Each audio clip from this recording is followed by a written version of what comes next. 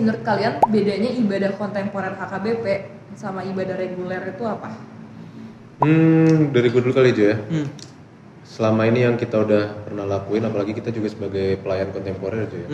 Banyak sih perbedaannya dan yang paling kelihatan itu dari struktur ibadah ya. Kalau misalnya struktur ibadahnya di dalam kontemporer tuh pasti dimasukin beberapa lagu-lagu pop. Kalau reguler kan full lagu hymn kan. Dan itu juga yang menyokong lagu pop itu kan biasanya lagu-lagu pakai musik-musik band kan, full band. Nah, lu kan juga termasuk salah satu yang ada dalam pelayan itu kan, Job, di full band itu. Ya, cuman kan jatuhnya gue kan jadi pemusik kontemporer doang kan, nggak bisa karena kan ibadah reguler kan nggak full band. Jadi kalau dibilang pemusik ibadah di gereja sebenarnya cuma di satu doang yang jam 3 itu yang kontemporer. Makanya itu salah satu perbedaannya, dan juga selain mungkin ada bandnya juga ditambah ada song leader, ada WL-nya. Nah terusnya WL sih Jo, emang kayaknya perbedaannya kan kalau misalnya di gereja kita itu paragenda kan. Cuman tetap kalau di kontemporer tetap ada paragenda. Cuman perbedaannya ada WL di sana yang bisa dibilang jadi MC-nya lah ya, yang ngebawa jemaatnya untuk sebenarnya iya lebih ke arah ke ininya sih, ke dibilang gini, lebih ke pengenalan lagunya. Mau bawain lagunya apa, konteksnya apa, nah dia nge-intro dulu. Jadi mari kita ini baru lagunya biar ngerti ini kita mau nyanyinya dengan pembawaannya kayak gimana ya, yang kayak gitu-gitu. Nah itu tugasnya WL. Iya gitu. Dan juga memang mungkin banyak jemaat mungkin ngerasa hal baru lah ibadah-ibadah kayak kontemporer itu kan. Ya gua setuju. Soalnya juga kita baru mulai Mei tahun lalu 2024 kita baru mulai makanya dibilang baru dibanding sama gereja lain kayak apa, Rawalumbu ya? Iya. Rawalumbu itu dari kapan? Atau Rawamangun itu udah lama katanya. Start lama. Cuman ya gitu, mungkin stigma jemaat masih ngerasa kontemporer nih apa ya, Star Trek kali ya baru.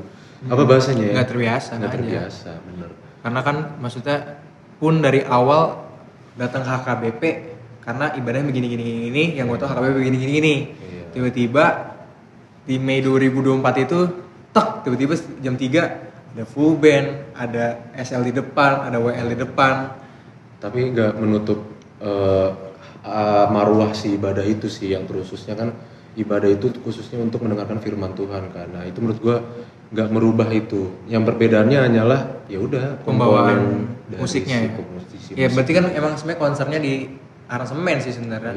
Karena ya pengen sesuatu yang baru juga, dan gereja lain yang HKBP juga udah mulai, kenapa kita enggak gitu. Puji Tuhannya semuanya enjoy sih. Iya. Puji Tuhannya itu. Tapi kita kalau kontemporer boleh tepuk tangan gak sih? Nah, jadi gini, pernah ada kejadian bulan apa ya? Juli atau Agustus gitu. Pernah lagi itu lagu persembahan kedua. Pokoknya ada salah satu pendeta kita kan, jadi kan kalau sudah kelar nih persembahan kan jemaat berdiri ya. Pas berdiri malah disuruh tepuk tangan. Jadi pas gue lihat di live stream kan, kalau gue kan sebagai pemusik kan nggak kelihatan ya full jemaat kayak gimana. Pas gue lihat di live stream literally hampir semua tetap dari depan sampai belakang, tapi nggak full ya. Tapi benar-benar dari depan sampai belakang tuh hampir semuanya bisa dibilang 95% lah tepuk tangan semua. Dan menurut gue disitulah tempat semua berekspresi sih, baik itu si pemusik kan berekspresi dalam bermain musik, song leader, WL, bahkan jemaat. Jemaat pun harus berekspresi dengan cara apa? Kalau misalkan lagu-lagu ngebeat ya tepuk tangan. Mungkin juga kayak di gereja di luar aliran kita kan biasanya kalau misalkan lagu-lagu apa bahasanya worship kan angkat tangan. Sebenarnya ada juga beberapa yang gue lihat mereka angkat tangan. Itu bentuk apa ya bahasanya, bentuk ungkapan rasa syukur mereka, ekspresi mereka. Nah semua menurut gue harus punya komponen berekspresi. Nah tepuk tangan menurut gue salah satu ekspresi sih. Nah kalau tapi baik lagi ya, kalau gue ya kan baik lagi ke pertanyaannya, boleh nggak sih gitu kan, boleh nggak sih tepuk tangan atau enggak? Baik lagi ke kesepakatan bersama. Itu kesepakatan bersama antara kita sama parhaladonya, sama pendetanya dan segala macam. Dan kalau misalnya ada satu sama-sama sepakat, karena terakhir kita tuh pas yang rapat itu ya namanya kontemporer yang masih sah-sah aja gitu. Udah dulu gimana deh?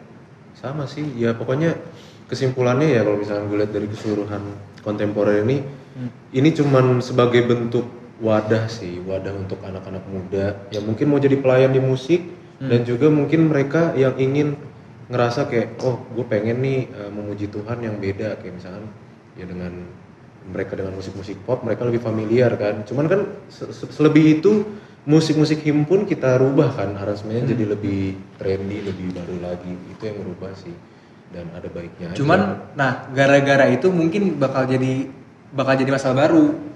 Orang jadi konsernya malah kayak yang gue datang ke gereja karena musiknya, mungkin bukan karena ibadahnya atau pemain segala macam. semua hal yang baru pasti ada plus minusnya, yakin gue. Nah itu sih yang jadi masalah sih, kayak fokus ibadahnya. Beberapa orang jadi kayak apa istilahnya melonceng gitu, bukan melonceng apa sih? Menyimpang, takutnya perbedaan motivasi ya. Jadi ya, aman-aman aja sih sebenarnya. Kalau menurut kalian statement aransemen lagu dijadiin ajang pamer skill gimana?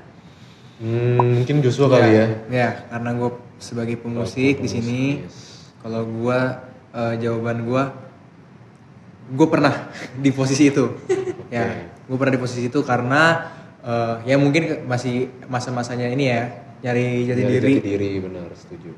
Jadi gue mainnya buat nyenengin diri gue sendiri dan juga gue main karena nih loh gue, nih loh, yang main gitar nih yang ini nih gue loh gitu. Sampai ya itu sampai ada momennya gue jadi jemaat, gue ketemu ada orang yang modelannya kayak gue. Di saat itu gue malah nggak bisa nyanyi. Terus gue ya udah gue langsung mikir kayak ini kali yang dirasain sama jemaat-jemaat kalau misalnya gue lagi show off, lagi apa segala macem. Yes. Nah, makanya kalau saya sekarang lagi latihan, ibadah, ada aransemen apa segala macem, biasanya gue tanya, ini jemaat kira-kira bisa ngikutin nggak? Apa bakal bingung nggak? Nah, kalau misalnya aman lanjut, kalau misalnya nggak aman kita biasanya rearrange ulang. Nah patokannya, karena kan itu kan latihan kan belum hari Minggu, otomatis kita nanya ke SL sama WL. Kalau mereka bisa ngikutin berarti fine. Kalau mereka nggak bisa ngikutin ya udah kita rearrange ulang. Gitu sih. Iya, kalau gue lihat, kalau gue sebagai song leader pun juga ya kadang aransemen yang mungkin nggak bisa kita ikutin, kadang aneh juga kan. Kita juga jadi gelagapan gitu. Lagi kan lu kan role-nya sebagai song leader kan. Song leader kita pemandu lagu bener. Nah kalau misalnya song leadernya sendiri gak ngikutin gimana jemaat kan. Terkadang kan itu harus koneksinya harus dapat. Cuman ya memang sebaiknya ya kita harus menurunkan ego kita mungkin kan untuk bisa ya jauhkanlah pemikiran-pemikiran kayak gitu. Cuma proses sih kok kayak gitu, maksudnya. Ya, memang. Soalnya gue karena pernah di posisi itu, pernah di posisi yang ngejumawa begitu, akhirnya gue ngerti gitu. Iya. Gak bisa tuh langsung yang langsung gue nggak boleh kayak gitu apa segala macem. Ada proses sih, ya? ada masanya. Dan makanya sih menurut gue pentingnya juga ya kayak pembinaan di awal tuh orang-orang mungkin kita banyak sumber daya yang bagus-bagus yang jago, cuman kalau lu sudah masuk ke dalam konteks di sini ibadah pelayanan, banyak yang harus kita jaga gitu. Jaga batasannya di mana lu harus bisa show off atau apa. Ya boleh sebenarnya ada komponen-komponen itu tapi tetap dijaga karena balik lagi yang diutamakan adalah kemuliaan Tuhan. Jangan sampai kita ambil kemuliaan Tuhan itu. Berarti skill penting nggak buat melayani? Gini, kalau ngomongin penting apa enggaknya, penting. Yes. Tapi untuk kebutuhan, maksudnya gini, misalnya let's say kita ada lagu yang lu perlu skill, bukan yang drrrr gitu banget atau yang mainnya yang gimana banget, tapi misalnya let's say lu perlu baca atau lu perlu ada sense apa segala macem. Di saat ini kan lu kan kalau misalnya jadi pemusik kan lu nggak main sendiri, lu main let's say 4 sampai 5 orang. Jangan sampai gara-gara lu maaf kata ya, misalnya skillnya agak kurang, lu mengganggu yang lain. Yes. Kan tugas lu kan itu mengiringin, ya kan? Kalau misalnya lu aja gak bisa ngeselarasin lu sama tim lu dulu aja, maksudnya kayak sama personil lu, gimana mau jemaat ngikutin? Yes. Skill ya, tapi bukan. Nah definisi skill ini bukan artinya skillful ya, maksudnya yang jago banget apa soalnya nggak perlu. At least lu bisa balance sama sesama lu, otomatis nanti pasti jemaat ngikutin. Yes, begitu juga dengan penyanyi, semua itu harus satu kesatuan. Seenggaknya kalian tuh nyanyi atau main musik tuh ya bisa ngimbangin yang lain gitu loh. Jangan sampai yang satu jadinya turun, semua jadi keikut gitu loh. Nah, Iya. itu berpengaruh ke konteks ibadahnya nanti, ke nyanyi ibadahnya jadi kurang hikmat ya kan, jemaat jadi ada loh beberapa mungkin ngerasa kok pemusik jadi konteksnya apa fokusnya ke pemusik, dia ngerasa pemusik kok jadi kok kurangnya di sini ya, jadi kita menilai jemaat itu banyaknya menilai pemusiknya yang padahal salah kan, harusnya lu fokus gitu ya. Mungkin memang butuh banyak penyeleksian lah dalam hal-hal pelayanan kayak gitu, khususnya orang-orang mungkin yang pengen masuk join jadi pelayan ya harus belajar dulu, harus banyak dibina dulu gitu. Karena lu sebenarnya mikul tanggung jawab yang gede sebenarnya untuk jadi pelayan. Jadi pelayan. Itu yang perlu disadarin. Karena beberapa orang tuh pengen pelayanan ya udah karena menurut dia bisa segala macam. Bukan artinya kita membatasi ya, cuman baik lagi yang lu layanin ini banyak orang. Yes. Gitu. Tapi bukan berarti kita menyingkirkan ya. Enggak. Semua bisa join. Menurut gua ada beberapa proses yang harus dilakukan, dan yang baru ya mereka kan punya keinginan. Nah, mereka ini yang mungkin kita ngerasa kurang skillnya, ya udah kita ayomi dulu, kita ajarin dulu, dia ngikut dulu ke seniornya mau kayak gimana mainnya segala macam. Diperhatiin cara mainnya gimana. Ya, kalau perlu diajarin, di mentoring gitu kan. Nah, makanya ya bagus lah katanya gereja mau bikin pemuritan soal skill musik ya, itu gue setuju banget, keren. Jadi ya kesimpulannya semua harus satu padu, jangan sampai meninggalkan kemuliaan Tuhan gitu sih. Gimana pendapat kalian sama yang ngomong ibadah kontemporer tuh lebih dapat vibes-nya daripada ibadah biasa? Pasti yang ngomong nih anak-anak muda sih ya, yang baru. Udah pasti lah, jam 3 siapa sih yang datang? Iya kalau nggak bukan ini. Dan memang sebenarnya ya kontemporer itu tujuannya buat anak muda sih. Gereja itu ngasih wadah untuk anak muda, makanya jam 3. Cuman kan memang terkadang ada orang tua juga yang datang kan, jadi menurut gua nggak salah, dan itu pun juga terlihat di mana mungkin jadi kenyamanan visual juga dari bukan kenyamanan visual sih, visual yang baru, yang fresh dari si jemaatnya. Slide gue lihat kalau kontemporer agak beda sih sama ibadah reguler. Iya, beda. Lebih apa tuh? Kayak lebih glowing, baru aja ya. Banyak pergerakannya gitu-gitu. Jadi memanjakan mata. Itu dia. Nah, terus juga dari visual di altar juga berbeda kan. Mungkin kita kurang tamborin kali kan. Biasanya yang joget-joget tuh nari-nari di depan. Joget ya, nari. Lu bilang joget ya? Nari.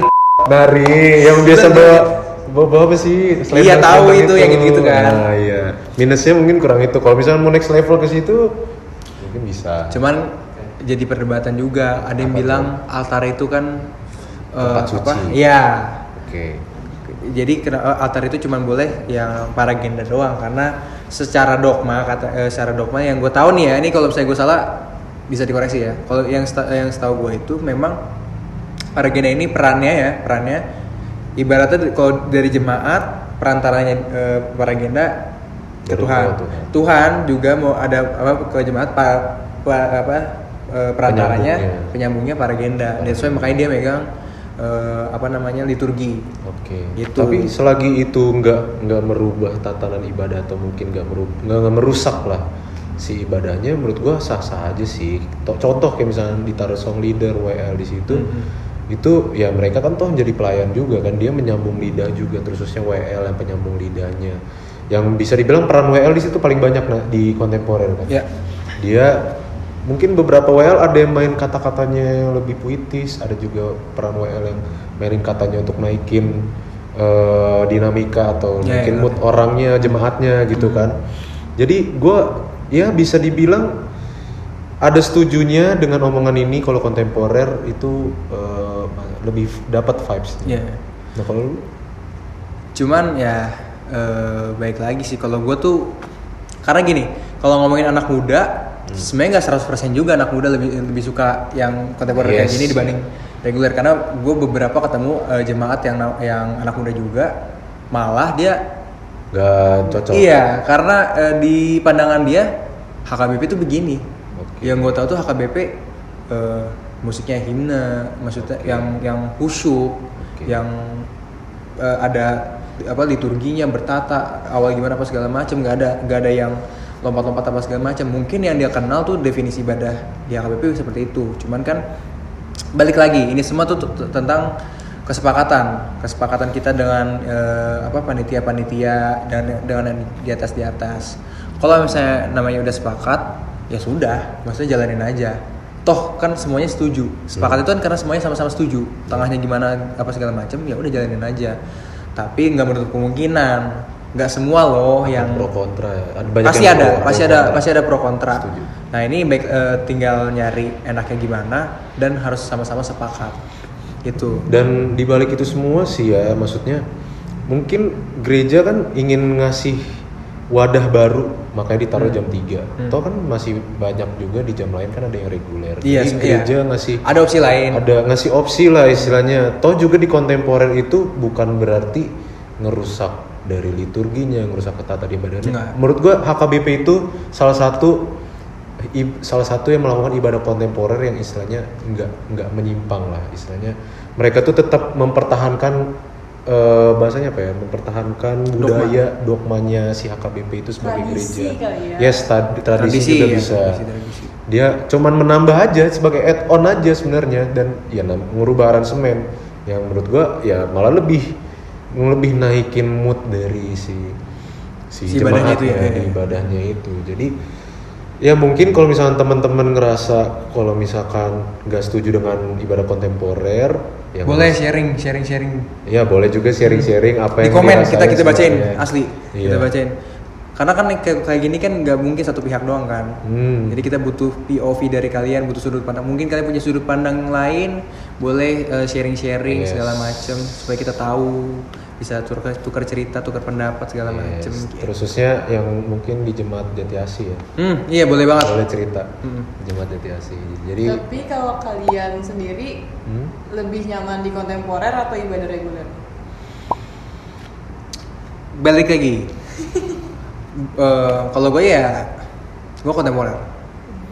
Karena ya anak muda sih. Karena ya baik lagi jujur ujung-ujungnya kan jawabannya itu, karena ya anak muda jiwanya yang menyala-nyala, ya maunya ya musiknya kayak gitu. Cuman ya hati-hati sama itu, kadang jadi malah mispersepsi. Yang tadi niatnya buat memuji Tuhan, menyala-nyala apa segala macam, malah jadi datang ke gereja buat nyenengin hatinya dia, perasaan dia. Yes. Di saat di saat pas lagi musik yang nggak sesuai sama ekspektasi dia, yang ada malah kok jadi musiknya gini sih, kan gue maunya gini-gini. Loh, salah dong. Okay. Sementara kan lu kan datang ke gereja harusnya kan nyembah yang di atas. kalau gue sebenarnya 50-50 sih. Ya nggak tahu ini sebenarnya salah atau enggak ya, mungkin dikoreksi Kan aja. diskusi. Mungkin terkadang gue lagi butuhnya ibadah reguler, kadang butuhnya ibadah kontemporer. Ya itu semua tergantung di saat kita butuh kondisinya seperti apa gitu loh. Menyesuaikan kondisi sih sebenarnya. Ya sebenarnya gue nggak tahu ini salah atau enggak ya. Cuman gue melakukan hal itu gitu loh, kayak gue pengen di saat kondisi ini gue pengennya lagi ibadah kontemporer, atau di satu sisi lain sebaliknya pengennya di ibadah reguler. Cuman bukan berarti gue membeda-bedakan gitu loh. Ya toh disediakan kan, disediakannya dua itu ya nggak masalah kan. Jadi istilahnya yang penting tetap utamanya adalah firman Tuhan ya. Itulah yang harus jadi concern. Jangan sampai firman Tuhan itu kita pilih-pilih siapa pendetanya jangan. Utamanya tetap firman Tuhan, dan juga hati lu untuk menyembah Tuhan gimana. Iya, jangan sampai lu datang ke gereja untuk nyari musiknya, aransemennya, bukan untuk firmannya. Yes. Itu sih yang bahaya sih. Yes. Tangan nggak sih? Boleh. Kita untuk Mantap. Lagi.